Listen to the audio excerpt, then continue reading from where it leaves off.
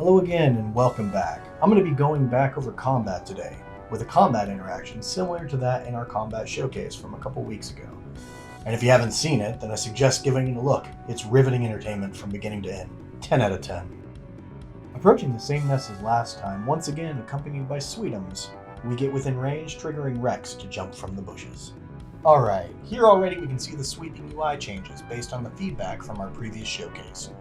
Now visible on the bottom left, we have our companion's unit frame with her level and experience progression in the circle. The blue ring here will be for displaying that experience progression as well as the numbers, but it's currently locked in a 75% state for development purposes. Next to the ring, from top down, we have our party readout. The paw indicator shows which party member is currently active, with a heart meter being displayed for each other party member, and the black dots showing empty party slots. This is a system that we'll go into further in another showcase. Under this, we have our companion's nameplate, followed by the stamina bar. In my previous video, I called this the focus bar, or focus. We have internally changed the verbiage here for better readability. And then on the bottom, we have the resolve bar. Again, I called this stamina in the last showcase, and due to the internal verbiage change, we're rewording that. The value still refers to Azoa's willingness to continue fighting and works as a health mechanic. Moving to the opponent's nameplate, we've simplified the readout to display in the top center a large resolve bar for Rex, with his nameplate and level hanging below him.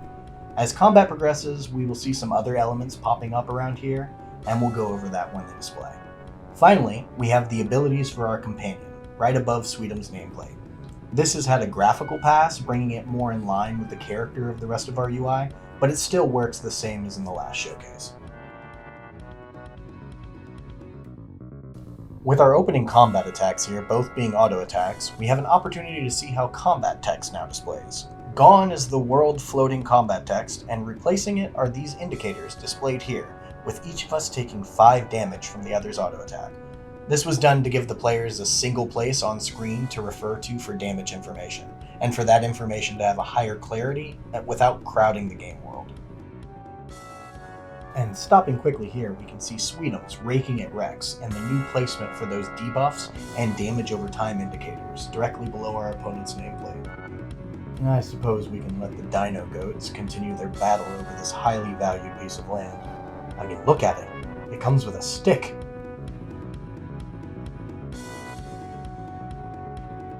And a detail here that I want to draw attention to is the shield icon for guard now has a progress bar around the rim that fills up clockwise while it's on cooldown, giving us an idea of when we will be able to guard against another attack.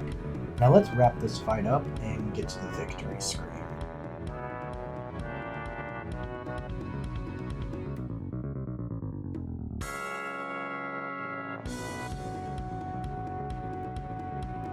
On victory, we get this banner drop that has details for the previous fight as well as the experience our party gained and any potential titles that our companion earned for felling their opponent.